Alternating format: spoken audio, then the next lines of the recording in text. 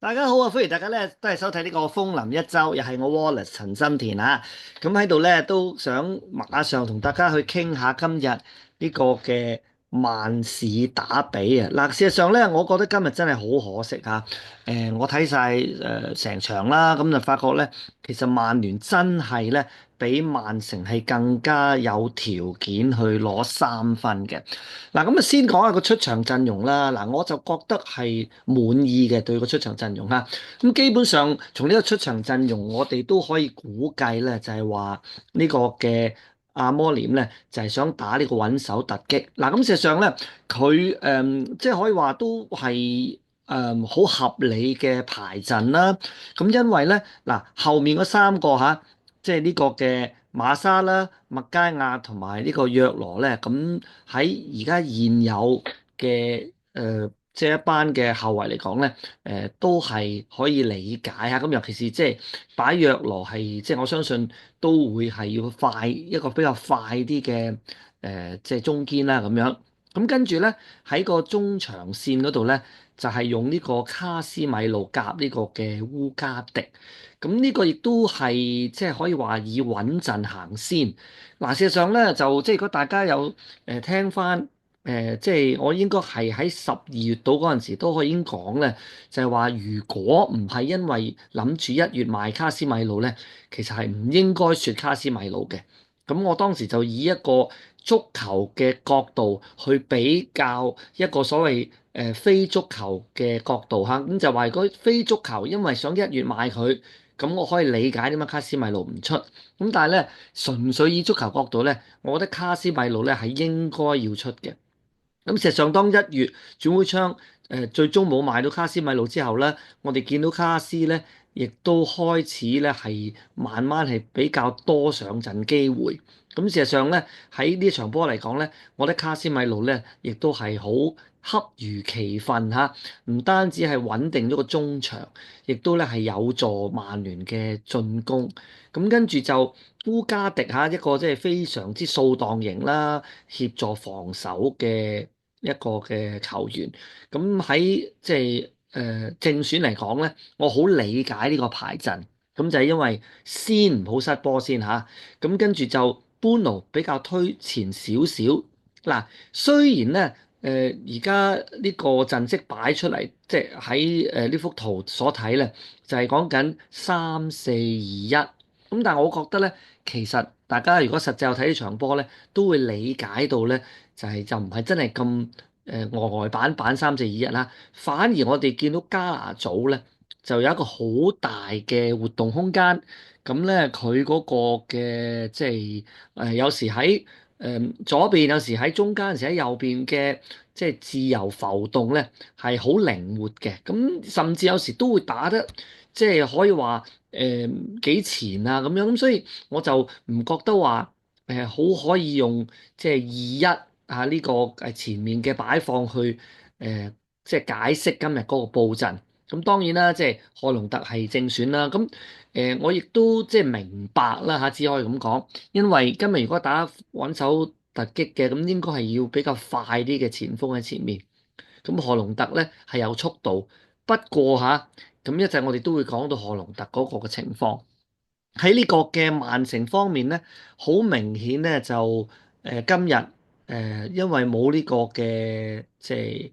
係夏蘭特啦，咁所以咧就被逼就要將呢個嘅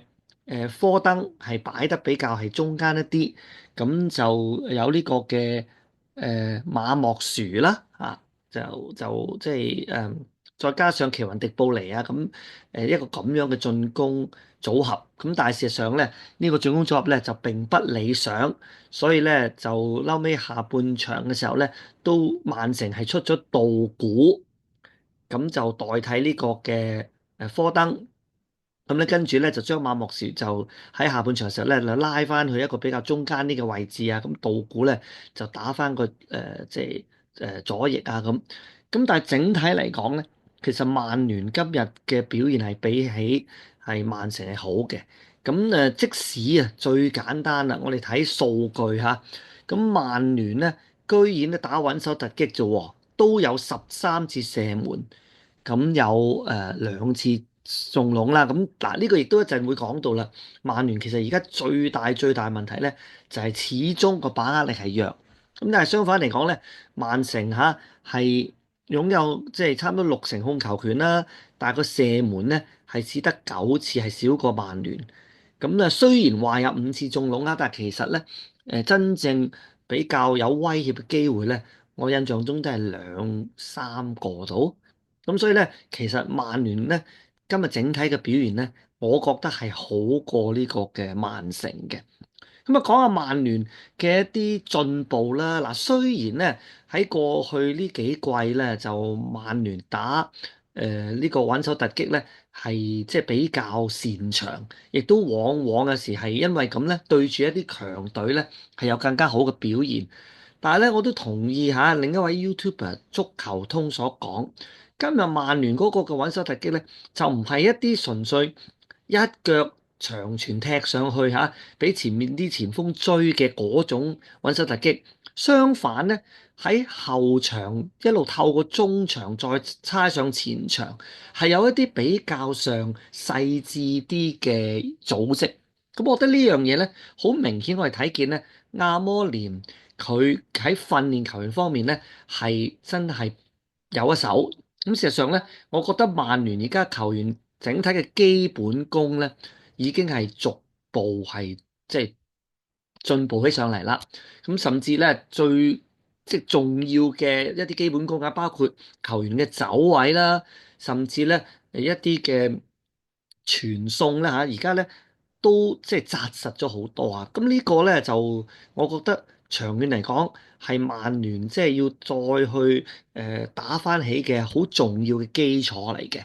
哪怕你係簽好多好貴嘅球員嚇，咁但係嗰成隊波基本功唔好咧，大家都只不過係靠個人技術嘅啫，就冇辦法一種好整體嘅操作。咁而家見到阿摩廉咧喺基本功上面咧，都已經幫助曼聯球員咧係慢慢進步。不過咧呢啲就似食中藥嚇，就唔係話可以咁快咧見功嘅。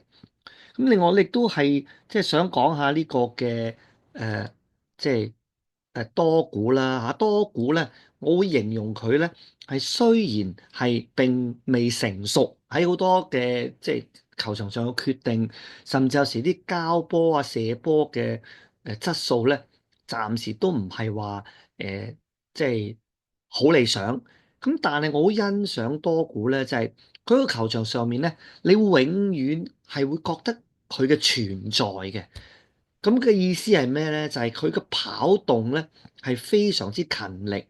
咁啊，再加上咧，即係佢亦都係比較有身材啦，有即係身體對抗性啦。咁就唔會話好似成場波隱咗形咁嘅。嗱，就唔好睇少呢樣嘢，因為過去曼聯咧，其實有時咧都比較欠缺一啲咁嘅球員嚇，係比較衝得、撞得、肯跑、肯追。咁咧，即係多股咧，起碼咧有呢啲嘅優點啊。咁至於嗰個嘅即係無論喺交波、射波方面嘅成熟咧，咁我相信呢個亦都有得去進步嘅。畢竟佢係一個好年輕嘅球員。咁又想講下加拿祖啦。嗱，加拿祖咧嚇，咁最近都有新聞咧話佢賣屋，咁咧就懷疑咧佢會唔會係諗住轉會咧咁。咁啊，當然亦都有另一個報道就話啊，佢賣屋咧，因為佢而家係個家庭計劃有啲改變咁樣，所以就唔代表佢會離開曼聯嘅咁。咁但係撇開呢樣嘢唔講，我自己點睇加拿祖喺曼聯嗰個前途咧？嗱，大家一路有聽都知道我好喜歡加拿祖啦。喺今日呢場波裏邊咧嚇，加拿祖咧雖然咧頭先都有講過啦，就好似呢幅圖就話佢係一個攻中位啊，但係其實我覺得咧，加拿祖係並不可以話用攻中咁就話限制咗佢而家個功能。相反，今日加拿祖咧係非常之生啊！佢喺即係左中右前前後後不停係流動啊！咁我就覺得咧，而家加拿祖其實喺好多方面咧都已經係即係做得相當唔錯，包括埋即係嗰種願意去回防啊，或者係即係做一啲決定嘅時候咧，而家都好咗好多。咁當然一個好大嘅問題，加拿隊仍然係未能夠克服就係佢嘅射門質素啦嚇，咁就仍然係即係不如人意，我會咁樣形容。咁所以咧，即係我對於加拿祖嗰個去留，我係點睇咧？而家嚟講，之前我就話咧，我好中意加拿祖，但係我覺得佢未必適合阿摩廉嘅體系，因為咧，佢又唔係一個嘅正宗嘅攻中嚇。咁亦都唔係一個逆位，咁但係而家咧，我會咁講啦。其實以佢一個咁即係靈活嘅走位嘅踢法咧，其實即係佢都係可以適應到阿摩廉嗰個體系嘅。不過佢就一定要證明佢喺嗰個射門嘅質素上面咧有所改善啦。咁我覺得呢個會係好關鍵啊，就係話到底即係阿摩廉會唔會好重用佢咧？咁樣如果佢能夠喺射術方面係有所突破咧，咁我覺得佢喺曼聯就即係基本上咧會有好好嘅前途。咁但係如果佢嘅射門質素係仍然係即係好似而家咁咧，咁我就覺得咧即係曼聯方面咧就可能真係去到譬如六七千萬嘅報價咧，就或者會賣走佢啦咁。咁當然我而家咁講咧，我就冇計到加拿祖佢自己個人嘅意願啦嚇，我純粹以曼聯球會嘅角度去睇加拿祖。咁無可否認今日咧，我覺得咧佢都係好搶眼嘅。就即係儘管冇辦法入球啊，咁但係個活力係即係令我係覺得都即係好，即係睇落去都覺得好驚喜啦嚇！即係佢而家嗰個即係活動嘅範圍係咁大嚇，咁睇見佢有進步。咁啊，至於般奴費蘭迪斯一樣都係唔錯嘅，我覺得今日表現。咁啊，下半場嘅時候啦，曼聯就即係想話進取一啲啦，咁啊換走咗啊烏加迪啦。咁就用咗呢個嘅Mason Mount 啊，咁亦都咧換走咗呢個嘅賀龍特。嗱，賀龍特咧就真係比較係失望啦。咁因為咧佢的確唔單止話個射術嗰方面係唔係好即係達標，我直情覺得會係唔係好達標啦。咁甚至咧，佢嘅身體對抗性係真係好似應付唔到英超嘅強度，好多時咧，佢啲波咧去到佢度就會斷啊，或者係即係嗰啲攻勢就俾佢終結咗咁樣。咁就我覺得咧，就係即使佢下季仲係留隊咧，第一佢係唔可以打一個咁中間嘅位置，第二咧，我覺得佢都係會淪為一個嘅即係後備輪換嘅球員，就好難話再係成為即係最主力嘅球員啦。咁尤其是即係我哋見到佢嘅進步都唔係咁大啦。咁我都有即係諗過嘅，其實點解今日唔去俾個機會阿奧比馬田試下咧咁？咁但係我估計咧，奧比馬田喺過去呢段日子咧，仍然因為都係參與緊青年軍嘅一啲嘅比賽咁啦，咁可能根本同主隊嗰個訓練就未係話做咗好多，咁所以同即係主隊其他嘅球員嘅默契咧，其實都未係好建立到啊。咁我可以理解即係奧比馬田如果一日仲係參與青年軍嘅工作咧，咁其實係比較難喺即係正選嘅陣容或者作為主隊嘅陣容嗰度咧，係有好多上陣機會。咁所以都係時候咧，要諗下到底奧比馬田係咪真係正正式式咧，係即係升上嚟主隊啦。咁啊，其實講開話即係青年軍啦，我亦都有講過好似希雲啊，甚至譬如話今季曾經都唔止出過一次嘅哥利亞咧，其實呢啲嘅球員咧，我覺得喺嚟緊呢一季嘅聯賽咧，都應該係可以出多啲嘅，因為反正我上一集都講過而家聯賽嘅成績又唔係咁重要啦，咁樣咁啊，結果就即係換咗呢個舒克斯出嚟代賀龍特咧，我覺得即係舒克斯嘅表現都係比賀龍特好㗎，甚至有一次嘅射門咧，都係比即係曼城方面係即係個龍門係救咗啦，但係嗰個射門嘅質素係唔錯。咁我自己覺得舒克斯咧係今季即係其中一個即係尤其是去到今時今日嚇個表現係亦都係好值得我哋係稱讚嘅一位球員。咁我就唔係好清楚麥佳亞點解會即係打到下半場就後尾就俾人換咗出嚟啦咁。其實麥佳亞我覺得佢都仲係好有貢獻啊，喺個球會度，唔單止佢嗰個防守力，咁再加上大家知道佢因為佢有一個即係善頂嘅頭球啊，咁所以有時即係開角球佢都可以上嚟頂啊咁樣。咁就唔知佢係咪要即係有啲嘅傷啊，或者咩原因啊？咁總之今日咧就唔係打足全場嘅，連大洛夫就即係代替咗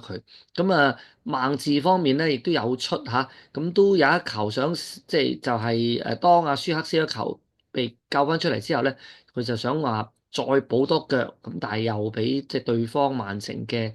即係球員係擋咗啦咁。咁我感覺上咧，即係孟治嗰個嘅。誒，即係身體而家嘅狀況應該都係復原嘅，不過個狀態就仍然需要再操多下啦咁樣。最後都講少少曼城啦。咁曼城今日咧冇咗夏蘭特咧，就即係好似話誒，即係其實過去夏蘭特係有佢出場咧，就即係一個夏蘭特就遮三醜啊，就將到曼城好多前中後嘅一啲嘅問題都好似掩蓋咗一啲。但係冇咗佢咧，我覺得今日曼城就即係真係好似一個比較平庸嘅球隊啊。